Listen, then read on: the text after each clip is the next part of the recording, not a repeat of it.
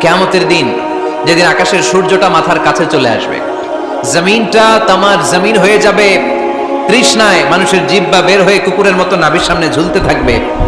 সূর্যের প্রচন্ড কিরণ আর তাপে মাথার মগজগুলো গলে গলে নাকের ছিদ্র আর কানের ছিদ্র দিয়ে ভাতের মাড়ের মতো টপ টপ করে বেয়ে বেয়ে পড়বে।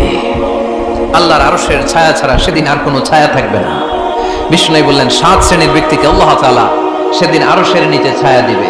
তার মধ্যে এক শ্রেণীর ব্যক্তি হচ্ছে রাজুলুন তাসাদ্দাকা বিসাদাকা ফাআখফাহা। এক শ্রেণীর ব্যক্তি হচ্ছে ওই ব্যক্তি যে গোপনে আল্লাহর জন্য দান করে। আচ্ছা, লা তা'লামু শিমালুহু মা তুনফিকু ইয়ামিনুহু, এমন গোপনে এসে আল্লাহর রাস্তায় দান করে দেয়, তার ডান হাত কি দান করেছে বাম হাত টের পায় না। ডান হাত কি দিল, বাম হাত দেখে নাই। অন্য মানুষ জানা তো দূরের কথা, এই গোপন দান আমার আল্লাহর কাছে খুব প্রিয়। এজন্য একটু দান করার অভ্যেস করেন, অল্প করে করেন। আজকে যে এই 5 টাকা দান করে দেন মসজিদে, 2 টাকার নোট থাকলে দান করে দেন, 1 টাকার পয়সা থাকলে দান করে দেন। দান করতেই হবে, কারণ মুত্তাকি হতে চাইলে এই দানের ধারাবাহিকতা কন্টিনিউয়াসলি এটা রাখতে হয়, এটা থামানো যায় না। সময় ভালো বেশি দিলাম, সময় খারাপ কম দিলাম, কিন্তু দিতে হবে।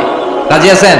সিররুন ইনদাল্লাহ, তোমার আর তোমার আল্লাহর মাঝে কোনো গোপন আমল আছে নাকি যেটা আল্লাহ ছাড়া কেউ জানে না? জীবনে আমাদের প্রত্যেকেরই এমন কিছু গোপন আমল, ইবাদত আর দান সদকা করা দরকার যেটা দুনিয়ার কেউ জানে না, জানে আমার রব আর জানি আমি। এরকম দান থাকার দরকার আছে না নাই? তোমার জীবনে এমন কোন গোপন সাদাকা আছে নাকি যেটা আল্লাহ ছাড়া কেউ দেখেনি?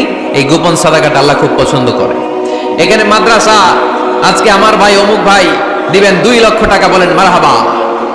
এটা উনি আল্লাহর জন্য দিতে পারে, মারহাবার জন্য দিতে পারে, ঠিক কিনা?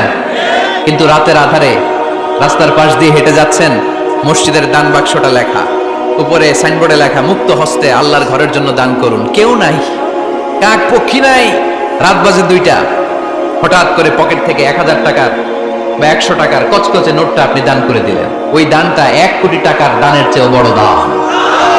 কারণ দুনিয়ার কেউ তখন দেখে নাই, দেখেছে কে? কেউ যেটা দেখে না সেটা দেখে কে? কেউ যেটা জানে না সেটা জানে কে? সবার চোখ ফাঁকি দেয়া গেলেও আমার আল্লাহর চোখ ফাঁকি দেয়া যায়? চারা বীজ ছিলেন না, মাটিতে ঢুকাই দিলেন, 60টা শীষ গজালো, প্রতিটা শীষে আবার 100টা করে দানা, মোট কটা হইলো 700টা। এক চারা বীজ থেকে যেমনি 700 দানা গজায়, তেমনি 1 টাকা দান করলে এরকম 700 গুণ সওয়াব আপনার আমলনামায় ঢুকাই দিবে কে?